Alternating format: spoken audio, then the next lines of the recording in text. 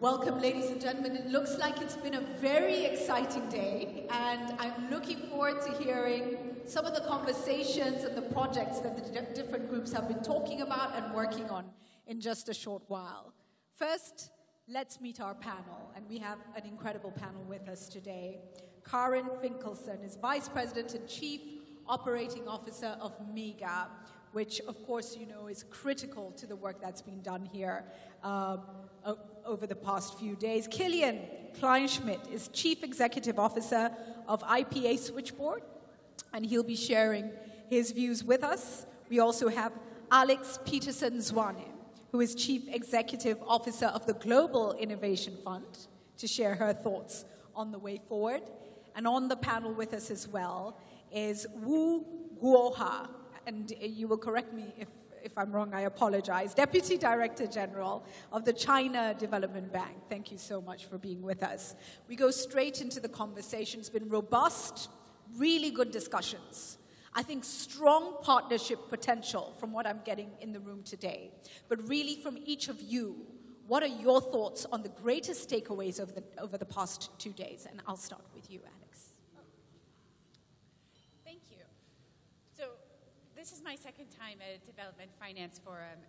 And once again, I've just been amazed by the diversity of the people that are gathered here and the quality of the conversation.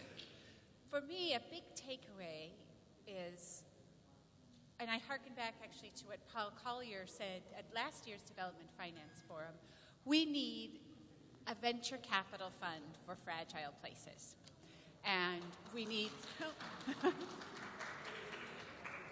but we need to figure out what is that really going to mean. I think Professor Collier gave us that as a vision. From what I heard people talking about here, I think we can sketch out some of what that thing might actually look like. First of all, there's this question of timelines. If you're a firm who are making a market at the same time that you're selling into that market, the timelines of traditional funds, 3-5 years for my 3x return, just won't work for you. We need patient capital. Commercial returns can come. There's no doubt about that. But we have to be realistic about the timelines for that. So this venture capital fund, it shouldn't be closed end. It needs to be a holding company or some other kind of revolving fund. This venture capital fund should also look to maximize social value first. Yes, impact investing is great. If you can get financial returns of 30% and some social value, that's great. But that's not what's missing for us. What's missing is investors who put social value first and look for financial returns as a means for sustainability, not the other way around. And if you're really going to do that, then we have to measure impact rigorously. If you say, oh, I'm all about social value and social returns, but then you sort of wave your hands when you measure it, then you're nothing but picking winners and subsidizing the market. So we have to really measure impact well. And we have to take a nuanced view of country risk, just as we heard on the very first panel that you moderated. Really understand and take the time to understand that carefully. And so really this is a venture capital for fragile places, but it's a hybrid entity. It's neither private nor public. It may need to be backed by public money, but it can take that venture-style approach to finding social value. And I think it's clear from this room there's a ton of that to be had if we have the right kind of vehicles. Thank you so much for that. And I think it's just a new way of thinking. But clearly we can all see, and I think from the reaction in the room, that the potential to unleash transformation is there. Kilian, your thoughts? Thank you. I think we all noticed that we were just getting warm after 2 days. The deal making just started, right? And this is basically my takeaway from last year's forum as well. That's where we started deal making in the last moments, and we were just hungry for more deal making. So what I took home from last year was we need the tools, the instruments to get this all together. Why does it stop? Why does it have to stop between then and now until the next forum? So one, we have actually built up the matching platform, which brings these things together, which brings all of us to continue this dialogue and the deal making. That's one. Secondly, we have moved on setting up a structure which can actually help in preparing the deals, advising the people on the ground who are ready to do deals and ready to roll out and do deals anywhere and help deals anywhere. Thirdly, you're talking about the venture fund. Yes, I think this is absolutely required to shorten the moment between the idea, the opportunity, and that window of opportunity which may close very fast if the deal is not concluded. So setting up a fund, we haven't completely succeeded, but we have been talking to people in this direction. We do have a functioning small and medium enterprise fund under management as we speak, ready to move into any place, of course to be scaled up. Maybe as a last observation, what is still missing is easy access points. Easy access point for all of us. I mean, we were all hungry to meet the people of the structures, to meet the people who have the finance, who have actually the resources which we are told are plentiful. But many of us don't know where to find the people, where to find the email address, the phone number, who is our one-stop shop where we can go to. And I think if we could work on that as a next step so that we have, yes, the tools, the big instruments. Secondly, we have the intermediaries to continue that deal and matchmaking we require.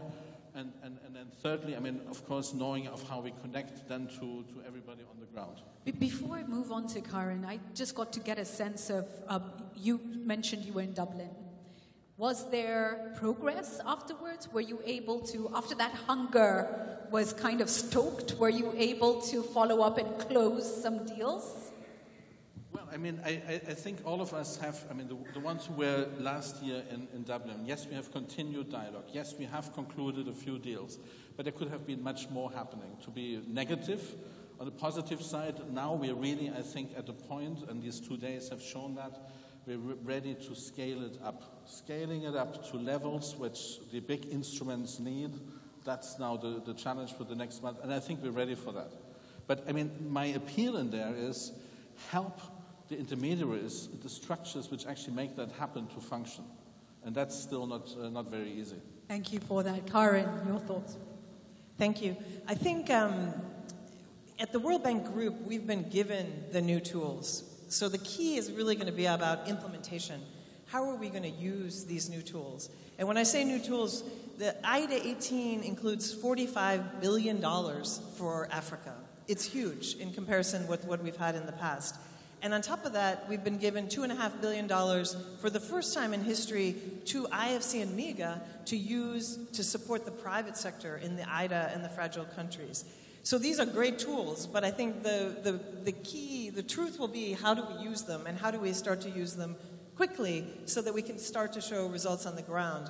And I think there are 3 things that I take away that we need to do with this money. One is line up our public and private sector and then our advisory for the private sector so that if we're trying to put power into a country that we're making sure that the IDA money is going into budget support that has teeth around reform for that sector. So we're not waiting for it to be perfect, but we are trying to handle the systemic change at the same time as we're trying to bring in the private investors. Secondly, for IFC and MIGA, we're now having the chance with the blending of the IDA finance and our own guarantees and finance to bring down the cost. When I was looking around at the marketplace, and one of the biggest constraints was either access to finance or cost of finance. And this will help because, as you know, both MIGA and IFC, we don't just put in our own money, but with this blending, we'll catalyze others to come with us. So $2.5 billion doesn't sound very big globally, but if you look at mobilizing beyond that 5 times or more, that's a lot of money. The third is really the connections, and that's, I think, what Killian was referring to. Now the onus is on IFC and MIGA to get into these 53 IDA and fragile countries and get people to understand how to work with us. And I think for MIGA in Africa, we have a one-stop shop, that's HODA, but we're a small organization, 130 people, so how are we going to leverage ourselves across these countries so the private entrepreneurs and the potential foreign investors know who we are and how to work with us? So I think this is a really good challenge. Excellent. Thank you so much. Wu, your thoughts on next steps and the major outcomes of the past 2 days. Thank you.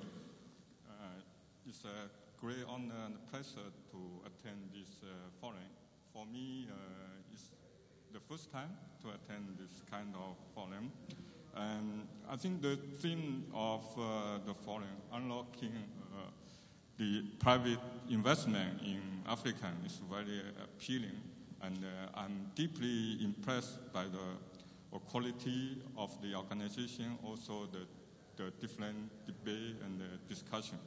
And during the past 2 days, we have reached a lot of consensus on how to scale up the private investment in Africa. And that's to create a more favorable, sustainable macroeconomic climate, and to develop more infrastructure, especially power and transport. To make it happen, I think the international financial institutions, including World Bank and CDB Bank, should make their financial instrument more innovative and more cost-effective. Actually, since 2000, CDB Bank has made tremendous efforts to cooperate with African governments in infrastructure and manufacturing sectors. So at the end of last year, we have accumulatively provided more than 55 billion US dollars loan and equity in Africa. And to promote private investment, we have established 2 special instruments. One is the African Development Fund, which the total capital is 10 billion US dollars. And for this fund, at the end of last year, they have approved to invest more than 4 billion US dollars and in different sectors such as manufacturing and infrastructure, especially in the port and the power sectors. And then the other instrument is our SME loan with a total amount of 6 billion US dollars. So up to now, we have already approved an amount of nearly 3 billion US dollars with a disbursement of near 2 billion US dollars. Thank you.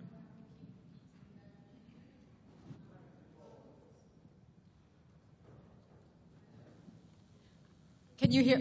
Thank you. I will keep repeating that. Really exciting that the SMEs are on the table. It's really exciting that we have this conversation going and we have included them fully. I just want to get a sense, I'm going to go to the floor now to get feedback on some of the most exciting projects that have started gaining momentum following the discussions today.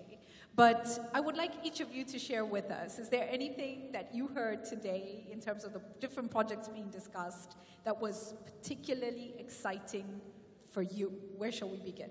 Killian, maybe? Well, I was again impressed by the strength of projects addressing youth, digitalization, what I would call sort of under the theme of modern youth and accelerating in places where you wouldn't expect it. That there is shared working space, that there is an accelerator on the ground. And I think we need to again understand youth is very connected already today, and there's very little support going into those projects. And I think this is a joint appeal to everyone. There is a need for, again, finance for social projects, as Alex was mentioning, socially responsible projects. Investing in youth is, I think, the very first step to move in that direction. That's incredible. Please, Karen. I think from my standpoint, there were 2 things. I think I saw a couple of projects as I walked around in agribusiness that seemed very exciting. And I think agribusiness, I mean, obviously power is important, SME is important, but what struck me about agribusiness is the fact that the African countries with so much arable land are still importing so much food. So I think the project around, rice milling and producing its own power through husks, the project around maize that can be used for feed in the poultry business in Sierra Leone, these are exciting opportunities that I think exist that we could start to support.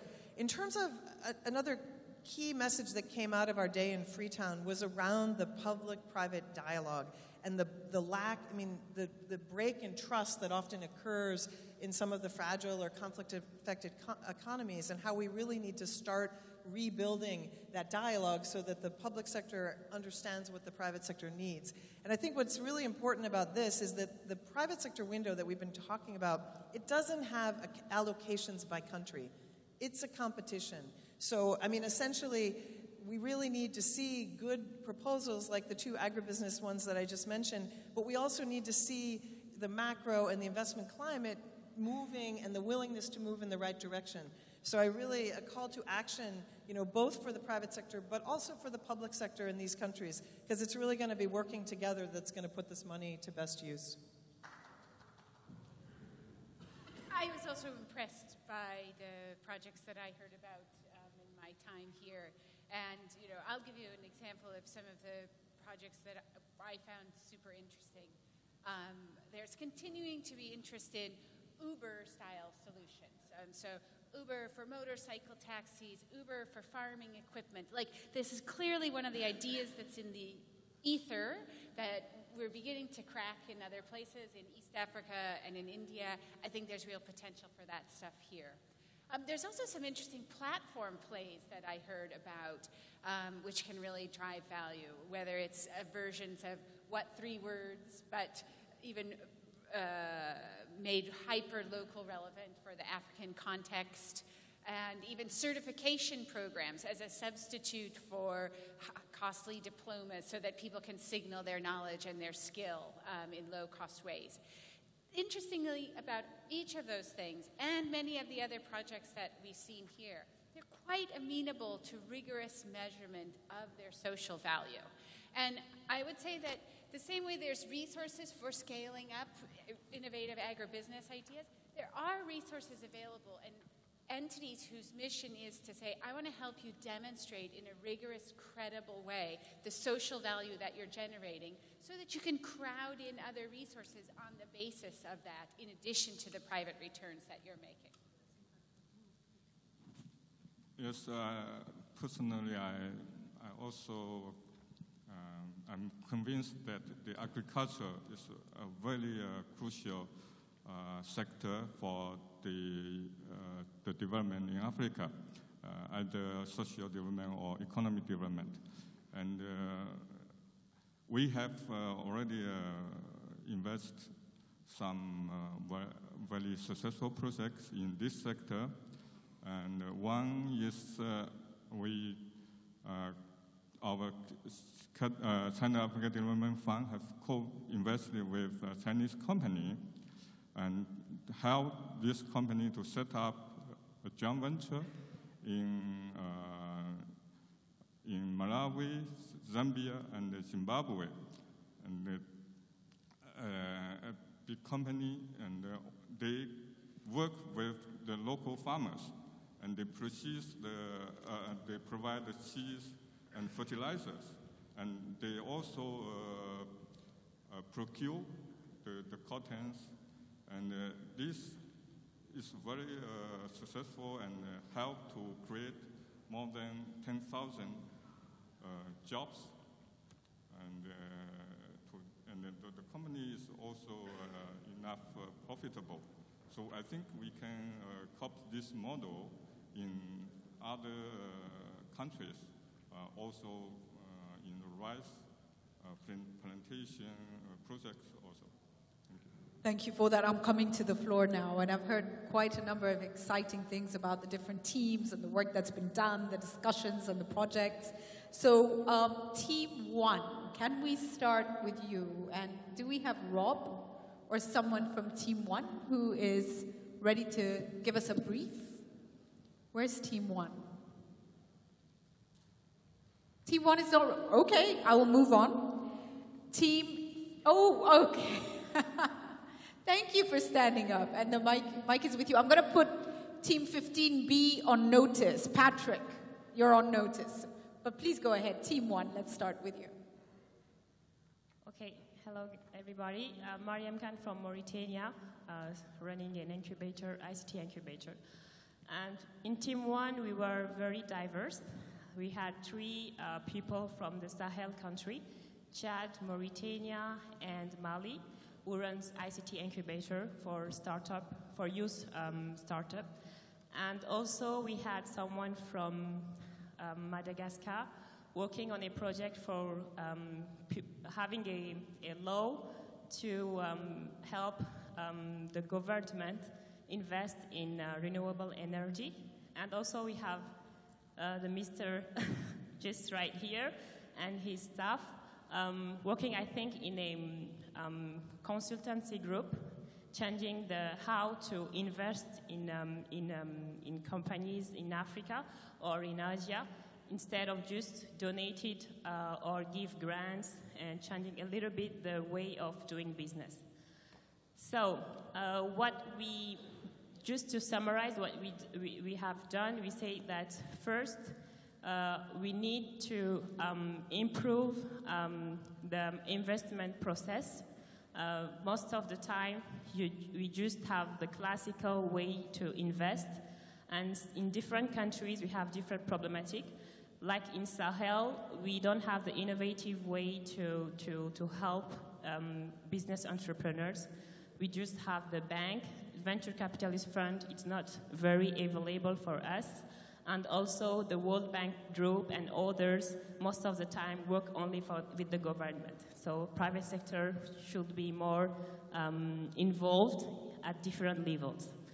And also we talk about agribusiness and renewable energy have to be also the first priority for the African country. I think it's a repetition.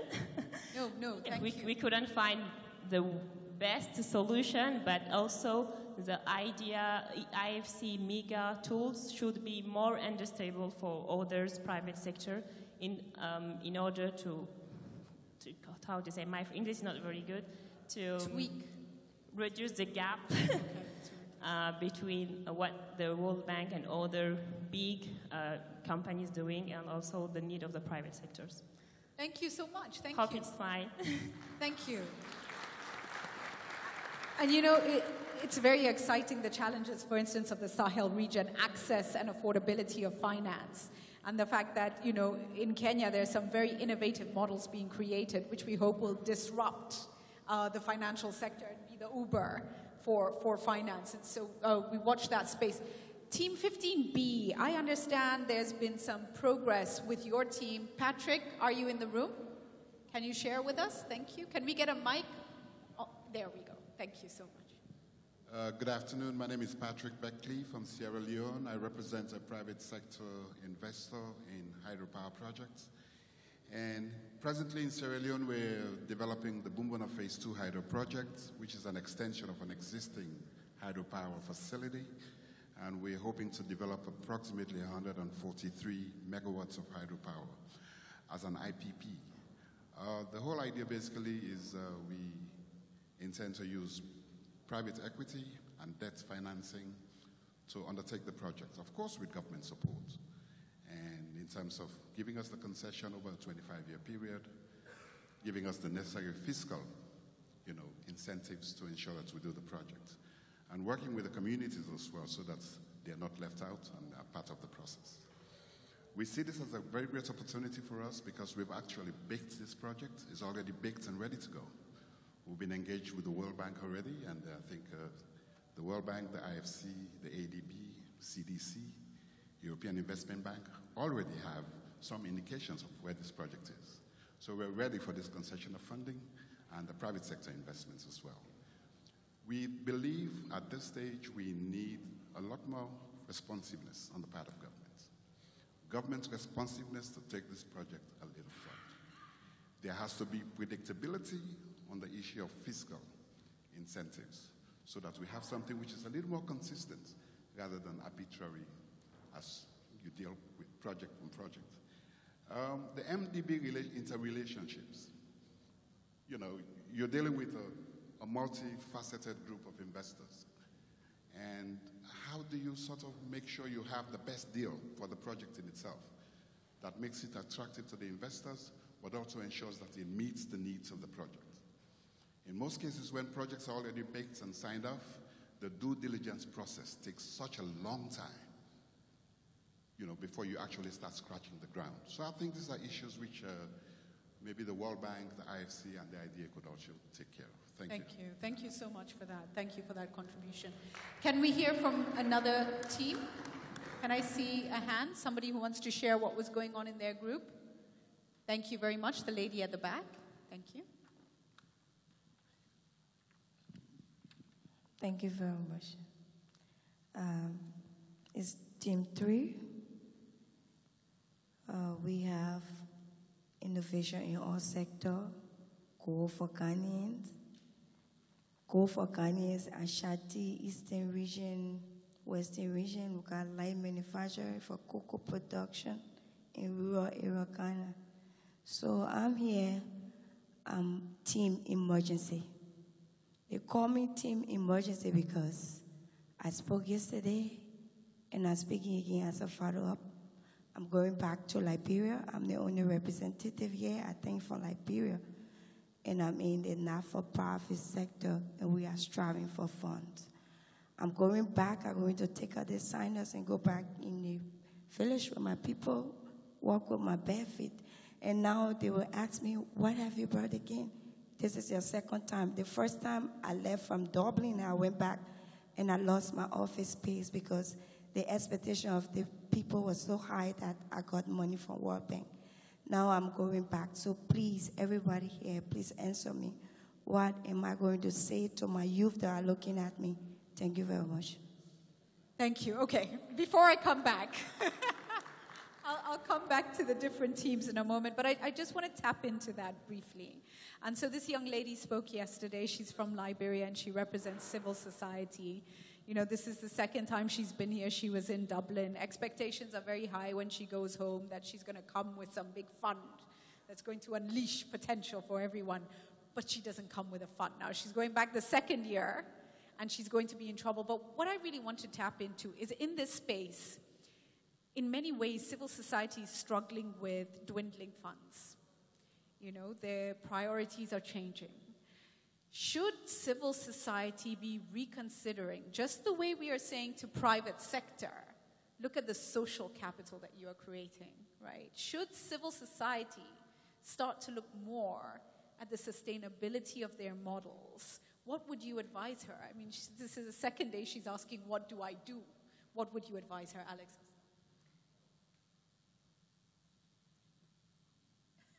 I'm just organizing my thoughts. I appreciate very much the challenge that you face, and I've been on that side of the table, too, of running a nonprofit and fundraising your own salary and the feelings that go with that, and thinking through these challenges carefully.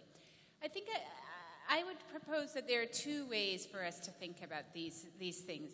One is accountability and the role of civil society as an arm for accountability of both the private sector and government.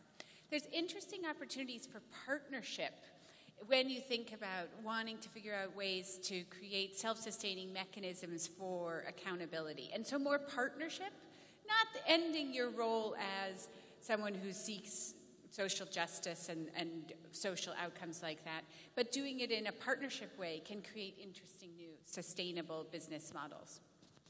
There's also donors who are interested in